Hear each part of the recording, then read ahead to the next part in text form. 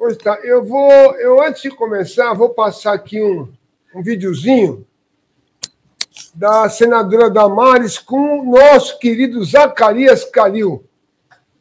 Cezinha conhece, né, doutor Zacarias Calil? Doutor Zacarias, ele até gravou um vídeo com a gente, você lembra disso? Só que ele gravou o equipamento da equipe dele. Volta e meia eu estou olhando lá no Instagram para ver se o vídeo vai circular. Não sei se ficou esquecido, né? E a gente eu vou colocar um vídeo aqui, Cezinha, que que a Damares gravou com o doutor Zacarias. Eu coloquei no meu Instagram já, mas eu queria passar para o pessoal, porque ele fala tanto a senadora Damares, que é nossa guerreira nesse ponto, tanto no veto 2, como no veto 4, como no veto 38, e o doutor Zacarias, que abraçou também a causa, ele gravou com a gente lá na frente do plenário, né, dizendo que vai apoiar a derrubada do veto. Eu quero aproveitar aqui. Velho, vou fechar teu microfone um pouquinho, quando for falar eu abro, porque está dando microfonia. Deixa eu compartilhar aqui. Tela com áudio. Eu não consigo compartilhar com som. Vai todo mundo para o cantinho, pronto. Aparece a Damares com o doutor Calil lá. Vocês me falam se estiver com som, tá? Alô, famílias atípicas de Goiás, do Distrito Federal. Eu e o deputado Zacarias Calil, nós estamos liderando a derrubada do veto ao projeto de lei que retirou das crianças com microcefalia a pensão. Nós vamos derrubar o veto também do projeto de lei que equiparava diabetes 1 à deficiência, e juntos nós vamos derrubar o veto também, aquele veto que o Lula deu ao projeto de lei que dispensava os laudos em caso de deficiência permanente. Olha, famílias atípicas em Goiás, vocês têm o deputado Zacarias Calil, e aqui no DF a senadora. Vamos derrubar esse veto, vamos? Tranquilamente. Vem com a gente. Já tem meu voto. Maravilha. Nós vamos conduzindo aqui, pessoal. Tanto o Jefferson como a Adriele são pais e mães de crianças com microcefalia, que é o veto 02, que nós vamos ajudar a derrubar no Congresso Nacional. Imediatamente, urgente. Tanto quanto o nosso veto 38 e o veto 4, que é o diabetes tipo 1. Então, é muito importante, por quê? Porque eram 15 mil crianças, pelo que eu entendi. Quando foi aprovado o projeto, eram 5 mil. Depois, quando foi vetado também 1.500, 1.600 ou 1.500 e alguma coisa, 1.587 ou 89, né? E faleceram 3 crianças nessa caminhada depois do veto, se eu não me engano. É isso, Jeff? Isso. Hoje nós somos 1.586 crianças em todo o Brasil. Fala um pouquinho mais alto, Jeff. Éramos em 1.539 até antes do veto, mas após o veto, que o veto aconteceu no dia 9 de janeiro de 2025, que é o ano recorrente, e já 3 crianças vieram a óbito, né? Inclusive um aqui do nosso estado, aqui na cidade de Feira de Santana, e hoje nós somos em um número de 1.586 crianças em todo o Brasil. Isso aqui é a maior alegria da minha vida, né? A mulher trazendo café para mim. Bom, nossa, deixa eu tirar uma dúvida aqui com o César e com a Adriele. Espera aí, que é uma dúvida que é recorrente. Para mostrar a maldade do governo, eu quero fazer uma pergunta muito delicada para 2 pais de crianças com microcefalia. Qual é a estimativa de vida numa criança com microcefalia? Quantos anos? Até os 8, até os 10, até os 11? Existe uma estimativa?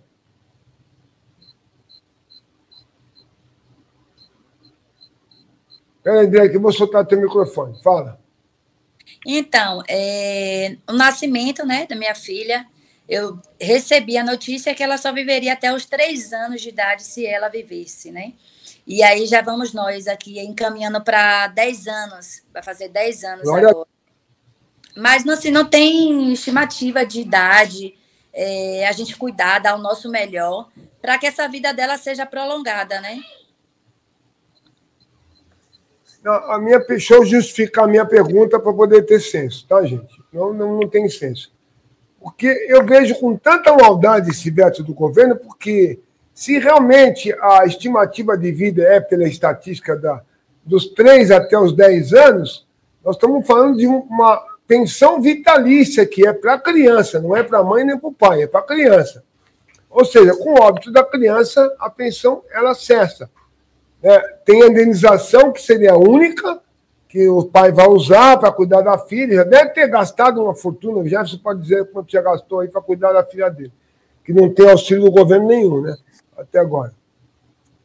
Então, a minha pergunta eu quero justificar para não parecer que eu sou insensível, tá, gente? Pelo amor de Deus. É para justificar, assim, que eu vejo qual é o meu pensamento. Se tem um tempo, como diz o médico para a Adriele, que viveria 3 anos, você imagina que essa mãe teve uma filha com problema de microcefalia e o médico, além de ter a filha com problema, que sabe que não vai ter uma vida saudável ou correndo no quintal, brincando com outras crianças, que a gente sabe que não vai ter, normal, como qualquer outra criança, ela ainda teve a triste notícia que a criança viveria só 3 anos. Graças a Deus, Deus é muito bom, está 10 anos aí. Mas 10 anos que a mãe e o pai estão correndo atrás, lutando para poder sustentar e manter. Que eu presumo que não seja barato manter uma criança com esses cuidados de microcefalia, né? Deve ser muito medicamento, fraldas especiais. Pode falar, Adriana. Então, o custo de manter uma criança não é barato. São crianças que, na verdade, não é só sobre a microcefalia, é a síndrome congênita do Zika vírus, que abrange várias outras patologias, como disfagia, precisam usar sonda para se alimentar, precisam usar gastro, sonda, precisa usar tráqueo, precisa usar órtese. Está ouvindo? Voltou. Eu acho que é meu fone que está ruim.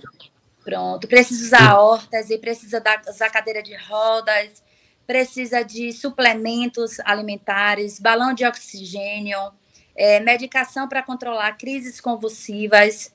Então, assim, é todo um aparato para poder criar essa criança.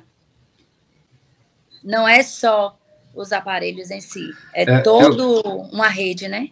Eu tenho uma pergunta, não sei se eu estou equivocado, e aí queria esse esclarecimento, mas a microcefalia pode ter causas diferentes. A microcefalia, no caso dos filhos de vocês, foi causada pela Zika vírus. E aí tem outros complicadores, não é isso? Mas tem outro tipo de microcefalia que não é decorrente da Zika vírus? É isso mesmo? Isso. Na verdade, existe já crianças acima de 10 anos que as nossas crianças têm, né? Que foi um surto de 2015, então todas as crianças atualmente estão com a idade de 9 anos. Mas existem crianças mais velhas, porém não pela Zika, é por outra patologia, como a citomegalovirose. Que é a hidrocefalia. Outras patologias que causam a microcefalia. Só que no nosso caso é a microcefalia, mas outras patologias associadas. Porque o vírus, ele se concentra na parte central do cérebro, que aí causa não andar, não falar, ter problema na deglutição, ter problema com a respiração, ter luxações no quadril, atrofiar. Então, assim, engloba várias outras coisas que não só a microcefalia.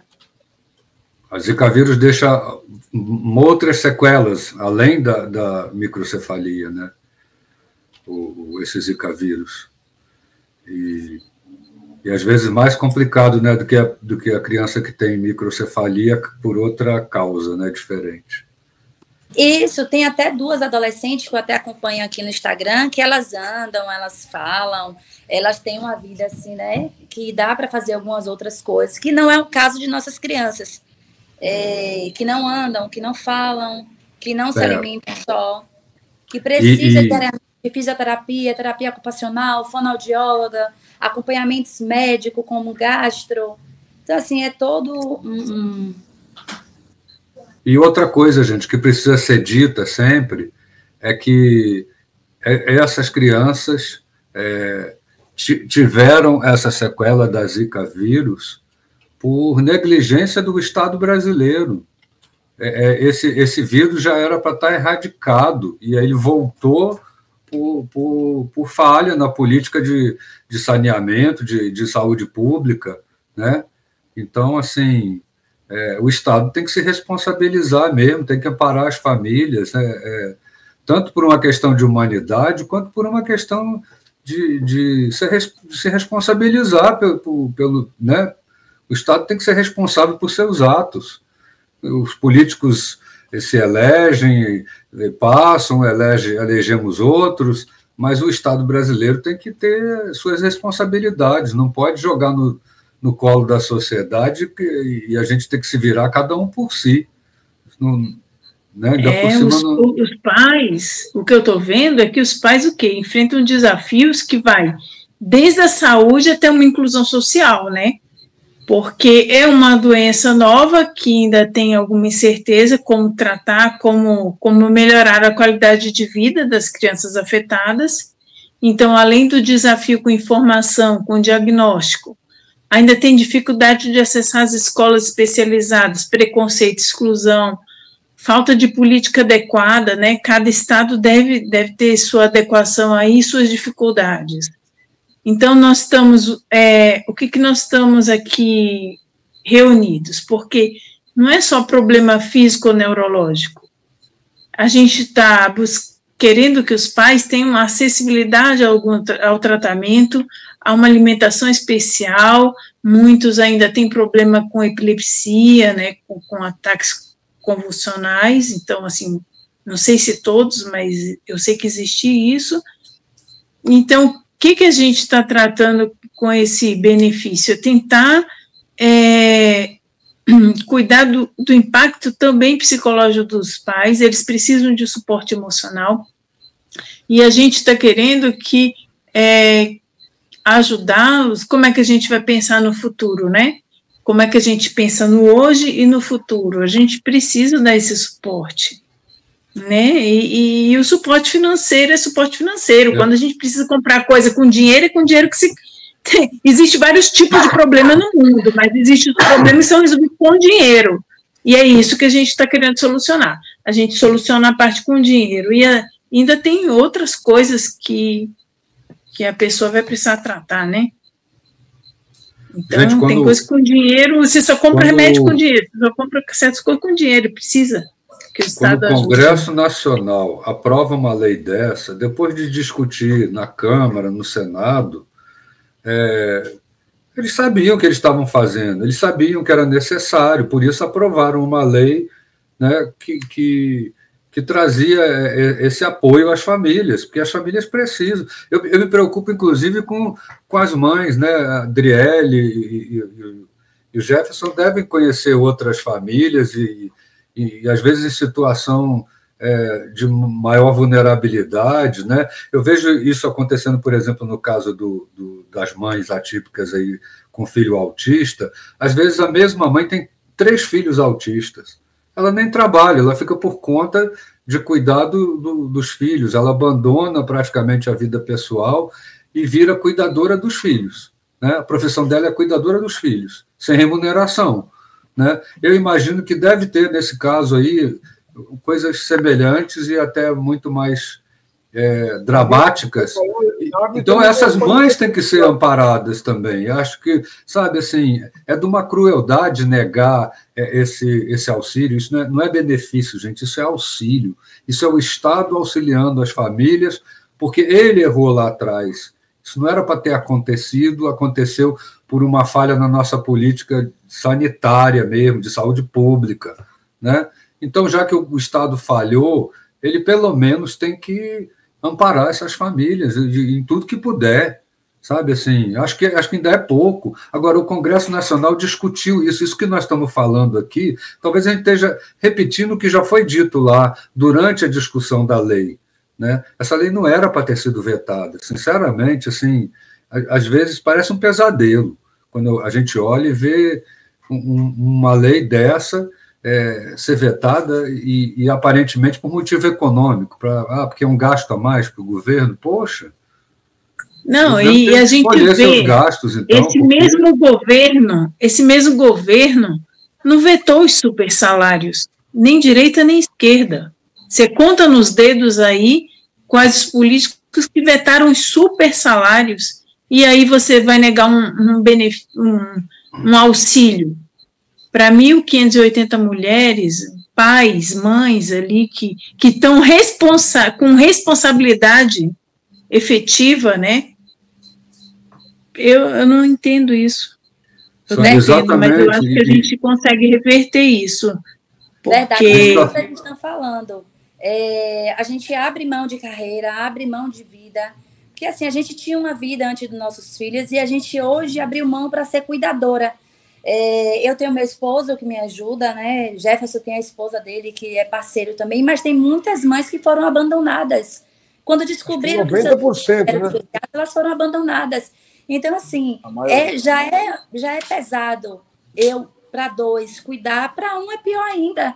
E quando eu costumo dizer que eu escolhi ser mãe, eu não escolhi ser vítima. Eu sou vítima de um descaso público, de uma falta de políticas públicas, de saneamento básico.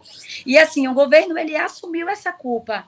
Então, não basta só ele assumir a culpa, ele tem que assumir, tem que arcar com essa responsabilidade. Quem está pagando essa conta não sou eu, mas é meu esposo que está ali trabalhando para dar o seu melhor, para botar o alimento, para poder me dar essa oportunidade de cuidar só de minha filha. E mãe que é sozinha, que não tem o seu esposo, como é que faz? Como é que vive? Quem cuida desse cuidador? Quem cuida dessa cuidadora? Muitas delas estão com problemas psicológicos, muitas delas estão depressivas, com ansiedade, e então está só se agravando, na verdade, porque assim, se essa mãe não consegue dar conta, o que vai ser dessa criança? Quem deveria estar nos apoiando, que é o governo, por ele ter assumido essa culpa, ele não está assumindo a responsabilidade para ajudar essas mães. Quem cuida de quem cuida? Então, assim, eu costumo dizer, a gente escolheu ser mãe, a gente não escolheu ser vítima. Somos vítimas e estão virando as costas para essas famílias. Porque, na verdade, não foi só essa criança que foi afetada. Foi a criança, foi a mãe, foi um pai, foi um tio que é perto. Então, assim, afeta toda uma família, afeta todo aquele ciclo de convivência. Com certeza. Pega os 1.500 e multiplica aí por 7, 10 pessoas, que é o núcleo familiar. Não tem como a gente ficar calado, né, Jefferson? Exato. Eu ia até falar o que Caco falou anteontem, quando a gente estava na outra live. Ele fez um cálculo baseado nesse número que nós temos de crianças. Chega a ser um custo mensal um pouco mais de 12 milhões. Que impacto orçamentário que isso traz para o governo federal? Nenhum impacto. Não traz impacto orçamentário. Visando isso, o governo federal liberou este ano cerca de 16 bilhões para o Ministério da Cultura. Né? Eu sinto até vergonha, porque a ministra da Cultura, que é daqui do nosso estado, no aeroporto, na última segunda-feira, que nós estávamos no mesmo voo, ela virou as costas para a gente. Não quis nem dialogar, não quis nem conversar com a gente. Verdade. Então, assim, o dano causado pela síndrome congênita do Zika vírus, ela vem desde o nascimento e ela vem, assim, danificando não somente a estrutura cognitiva e motora da criança, mas também danos que são irreparáveis, por mais valores que sejam liberados após esse veto, né, que é a reparação social, mas tem coisas que jamais serão restituídas na nossa vida. Eu lembro que quando a minha filha nasceu, Sofia nasceu, eu estava trabalhando na administração de uma rede de hotel aqui no meu estado e me preparando para iniciar o curso de administração. E naquele primeiro momento, eu tive que abrir mão não somente do sonho de cursar algo, mas também abrir mão da minha carreira profissional, porque o parto da minha esposa foi um parto um tanto complicado, o pós-parto, pelo diagnóstico, a aceitação dela do diagnóstico. E todos vocês aqui sabem muito bem que a mulher, no período de gestação, tanto no pré-parto, no parto e no pós-parto, ela está vulnerável. Então, assim, a minha esposa, ela teve muita vulnerabilidade. E naquele momento, eu graças a Deus, agradeço a Deus, porque eu tive uma família como referência. Os meus pais, eles, graças a Deus, até hoje são unidos, e eu sempre tive exemplo do meu pai estar presente em todas as ações domésticas dentro do meu lar. Então, isso, quando eu olhei para aquela dificuldade, o nascimento de Sofia, minha esposa, diante daquele caos, claro que eu pensei, sim, por um momento, em falar, rapaz, largar tudo aqui e vou seguir minha vida, mas você vai levar uma culpa na sua consciência para o resto da vida. Então, foi ali que eu decidi me reinventar e ser o melhor pai possível para minha filha. Mas isso não é... nós estamos falando de uma exceção, né? O pai que não abandonou a sua esposa, a maioria abandonou. Nós temos aqui inúmeros casos das mães que não trabalham, certo? E que não tem um veículo para translado dessa criança, para as atividades motoras dessa criança, certo? Temos muita dificuldade de inclusão social, a doutora tocou nesse ponto aí, nós temos muita dificuldade, doutora, com questão de inclusão social, principalmente nas escolas.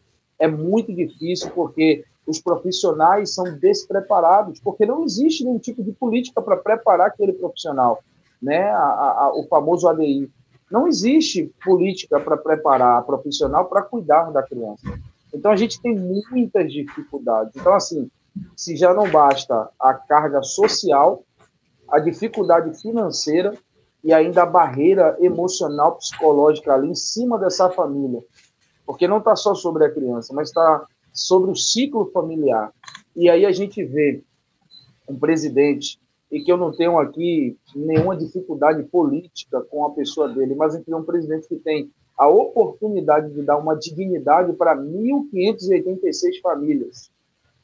Infelizmente, não sei se ele ou se as suas assessorias ministeriais vetam esse projeto de lei, certo? E um veto total, ou seja, eu dou uma canetada aqui, faço uma medida provisória na calada da noite, uma MP que tem trava, por sinal, a mãe e a família só pode acessar essa MP se a mãe comprovar que na gestação ela teve zika. Ou seja, já não basta o diagnóstico, porque a sorologia pela criança não é aceitável, tem que ser pela mãe. Como é que a gente volta no tempo? Ou seja, é uma irresponsabilidade muito grande esse veto, tá? Os 3 vetos, na verdade, o 4, 38 e 2, mas falando especificamente do veto que a gente está representando, né? Mas é uma irresponsabilidade deste governo muito grande. Agir com Caco é o nosso lema, segurança e futuro, esse é o tema. Aposentados felizes, com muito pra contar, no canal do Caco vem se informar. Planeje seu amanhã, não deixe pra depois.